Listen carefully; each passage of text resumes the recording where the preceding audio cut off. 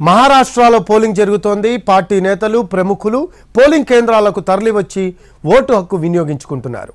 Maharashtra governor CP Radhakrishnan రాజ్భవన్లోని polling బూత్లో vote వేశారు. బారామతి పోలింగ్ స్టేషన్లో మహారాష్ట్ర డిప్యూటీ సీఎం అజిత్ పవార్ కూడా ఓటు వేశారు. ఎన్సీపీ అభ్యర్థి సుప్రియా సూలే కూడా ఓటు హక్కు వినియోగించుకున్నారు.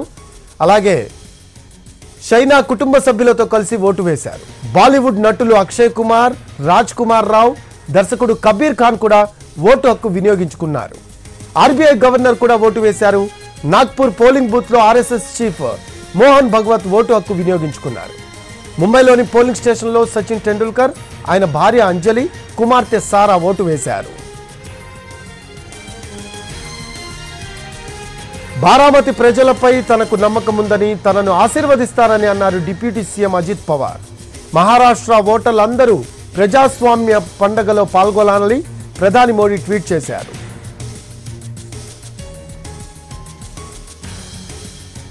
మహారాష్ట్ర ఎన్నికల్లో ప్రముఖులు పోటీ చేస్తున్న స్థానాల్లో ఆసక్తి నెలకొంది. నాగ్పూర్ సౌత్ వెస్ట్ నుంచి బీజేపీ నేత డిప్యూటీ సీఎం దేవేంద్ర ఫడ్నవీస్ బరిలో ఉన్నారు. కాంగ్రెస్ అభ్యర్థి ప్రఫుల్ గుడ్డేపై ఫడ్నవీస్ పోటీ చేస్తున్నారు. ఫడ్నవీస్ వరుసగా 4వ సారి తన కంచుకోటపై కన్నేశాడు.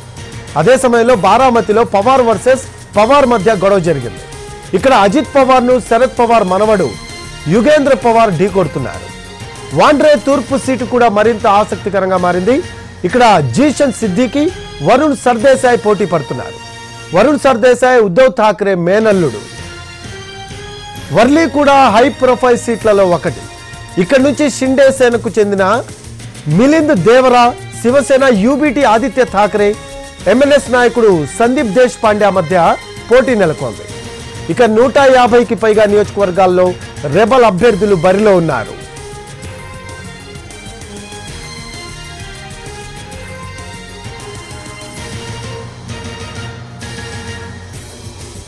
మహారాష్ట్రలో అధికార విపక్ష కూటములు ఈసారి హోరాహోరీగా తలపడుతున్నాయి. బీజేపీ, అజిత్ పవార్, ఎన్సీపీ, ఏక్నాథ్ షిండే నేతృత్వంలోని శివసేన కలిసి మహాయుతిగా ఏర్పడ్డాయి. దీనికి పోటీగా కాంగ్రెస్ శివసేన, యూటీబీ, ఎన్సీపీ శరద్ పవార్ కలిసి మహావికాస్ అఘాడిగా ఏర్పడ్డాయి. ఈ రెండు కూటముల మధ్య ప్రధానంగా పోటీ జరుగుతోంది.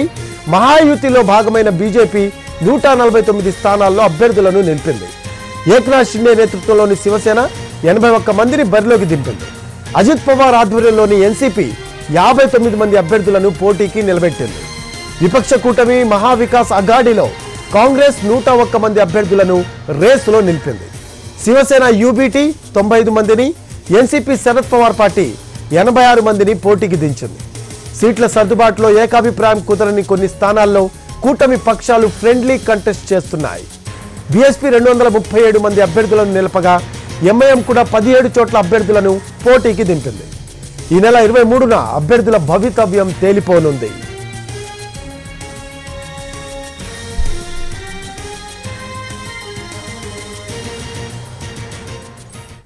ఇక జార్ఖండ్ విషయానికి వస్తే, జార్ఖండ్లో 2వ విడతలో 38 స్థానాలకు పోలింగ్ జరుగుతోంది. 38 సెగ్మెంట్లలో 522 మంది అభ్యర్థులు పోటీ పడుతున్నారు. జార్ఖండ్లో మొత్తం 81 శాసనసభ స్థానాలున్నాయి. వాటిలో తొలి విడతలో ఈ నెల 13న 43 చోట్ల పోలింగ్ జరిగింది.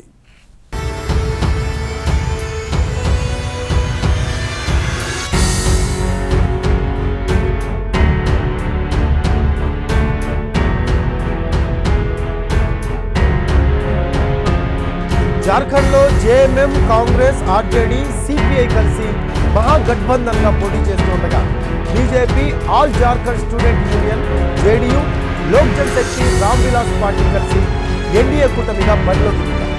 ఈ అసెంబ్లీ ఎన్నికల్లో ఎన్డీఏ, ఇండియా కూటమి హోరాహోరీగా తలపడుతుంది. 2019లో పోగొట్టుకున్న అధికారాన్ని ఎలాగైనా దక్కించుకోవాలని ఎన్డీఏ ప్రయత్నిస్తూ ఉండగా, మళ్లీ అధికారాన్ని నిలబెట్టుకోవాలని జార్ఖండ్ ముక్తి మోర్చా, జేఎంఎం, కాంగ్రెస్ కూటమి చూసుకోవాలి. అయితే జార్ఖండ్లో గిరిజన ప్రాంతాలు ఎక్కువగా ఉన్నాయి. ఇవాళ జరుగుతున్న పోలింగ్లో ఏకంగా 18 అసెంబ్లీ స్థానాల ఫలితాలను సంతాల్ గిరిజనులే తేల్చనున్నారు. ఈ 187 నియోజకవర్గాలు జార్ఖండ్ ముక్తి మోర్చాకు అత్యంత కీలకం కాదు. జేఎంఎంకు ఈ ప్రాంతం పంచుకోండి. పైగా ఈసారి ఇక్కడ రక్త సంబంధికుల మధ్య ప్రధానంగా పోటీ ఉండడంతో ఫలితాలపై ఆసక్తి నెలకొంది. జార్ఖండ్ ప్రస్తుత సీఎం హేమంత్ సోరెన్ బహ్రైట్ నుంచి బరిలోకి దిగారు. గత ఎన్నికల్లో ఆయన పోటీ చేసిన మరో నియోజకవర్గం దుంకా నుంచి ఈసారి ఆయన సోదరుడు వసంత్ సోరెన్ పోటీ చేస్తున్నారు. హేమంత్ గతంలో దుంకాను వదులుకోవడం వల్ల వసంత్ ఉప ఎన్నికల్లో గెలిచారు. జమాలో హేమంత్ వదిన సీతా సోరెన్ బీజేపీ తరఫున పోటీ చేస్తున్నారు. ఆమె ఇటీవలే జేఎంఎం నుంచి బీజేపీలోకి మారారు. గాంధేలో హేమంత్ భార్య కల్పనా సోరెన్ పోటీ చేస్తున్నారు. ఇక్కడ గిరిజనులు ముస్లింలు కలిపి 40% వరకు ఉన్నారు. ఇది కల్పనకు కలిసొచ్చే అంశమని విశ్లేషకులు భావిస్తున్నారు.